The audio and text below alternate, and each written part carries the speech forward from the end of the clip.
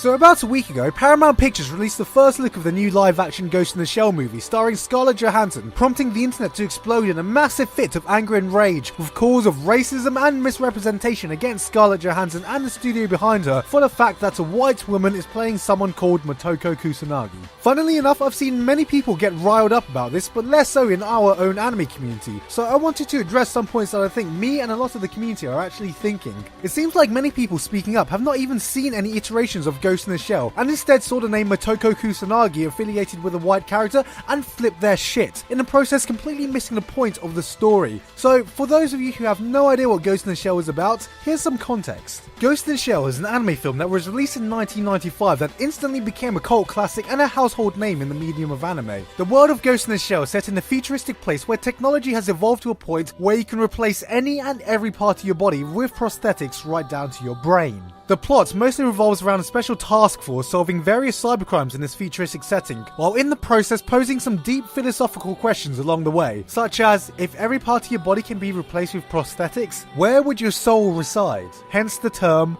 Ghost in the Shell. The task force itself is spearheaded by Motoko Kusanagi, aka the Major. The Major is an interesting character, as while she is one of the few strong female leads in anime and has a Japanese name, her origins remain mostly a mystery and her body is completely cybernetic, meaning she could have had any look she wanted created for her. Her shell doesn't need to look Japanese or Asian in the slightest, and I mention this because throughout her history with the anime and manga, her appearance has been completely ethnically neutral. In actuality, we could have omitted her name entirely and simply called her the Major, as most people already refer to as in the anime and manga, and we would have absolutely no idea where she's actually from. So having someone like Scarlett Johansson play her isn't completely out of the question. There is nothing inherently Japanese behind the central themes of the story besides the fact that it's set in Japan and there are Japanese characters in it. You could probably take some of these themes and set it anywhere and it would still be a great story. Oh wait, I don't even need to speculate this because Hollywood has already done that once. It's for this reason that Ghost in the Shell has managed to gain such a worldwide following behind it. It's why ethnically neutral stories like Attack on Titan, Death Note, Dragon Ball and Fullmetal Alchemist have a much easier time expanding outside Japan. It's because the plot lines and characters are so universally appealing that it doesn't really matter where they take place or who plays them. The fact is that in this far more globalized future where technology has connected literally everyone around the world, a cyborg named Motoko Kusanagi living in a Caucasian body may not be the most bizarre plot point I can think of. Or are we going to call every Asian person living here with a Western name a fake because they don't look white enough? Let's not forget that at the end of the day, this is a Western adaptation with a Western company. If a Japanese company wanted to adapt something like, say, I don't know, Attack on Titan, then I'm sure everyone would have problems with the fact that they use an all-Japanese cast, even though plot-wise, only one of the characters is ethnically Japanese. Right? Right? But Giguk, I hear you say. This isn't about a white character having an Asian name. It's about the blatant whitewashing in Hollywood and the underappreciation of Asian actors and actresses. And to that I say, that's not how the film industry works. Let me preface with this. I do think whitewashing and Asian representation is an issue in Hollywood, but it's a much deeper problem than people give it credit for. To start off with, let's ignore the whole debacle about studios testing CGI to make people look more Asian, as this is just a stupid and borderline racist idea no matter how you spin it. And let's talk about the much bigger dilemma that studios had to deal with to begin with. Movies need to make money.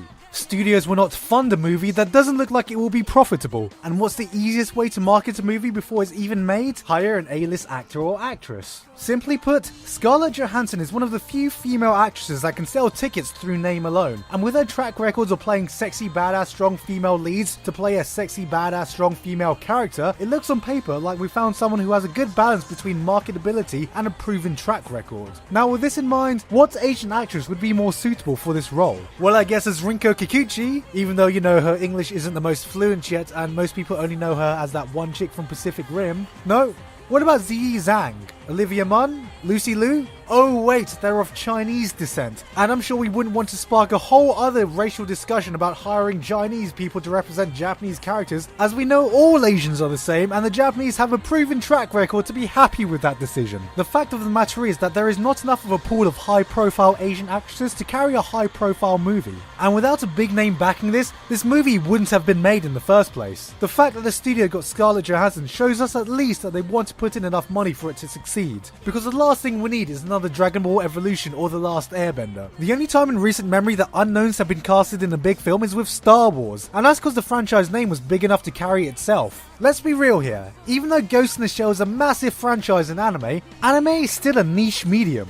Even making an anime adaptation in itself is a huge risk for movie studios, so they are going to want something more than just the name Ghost in the Shell to sell the movie. It's the same reason Exodus God and Kings hired Christian Bale to play Moses, and Prince of Persia hired Jake Gyllenhaal to play a Persian prince. And if you think the Japanese care about this issue, from the looks of it, they really don't. Instead of reeling over the choice of this one movie, why not promote Hollywood to take on more Asian-oriented stories that would give opportunities for more Asian representation? Because let's turn this around, and I'm talking to you anime fans, this is the first time that any A-list celebrity has attached their name to a direct live-action anime IP, and that itself is a step. Not a huge one, but it at least shows that Hollywood is taking notice, and I don't expect them to just open the floodgates straight away for anime. At the end of the day, this was never about Ghost in the Shell getting a live-action adaptation, because whether Motoko Kusanagi is black, white, Asian, Hispanic or whatever, it won't affect whether this is a good adaptation or not. It may suck for all we know, or it could be great.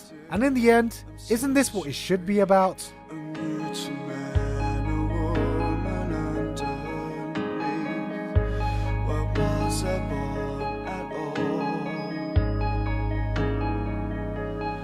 You were blamed.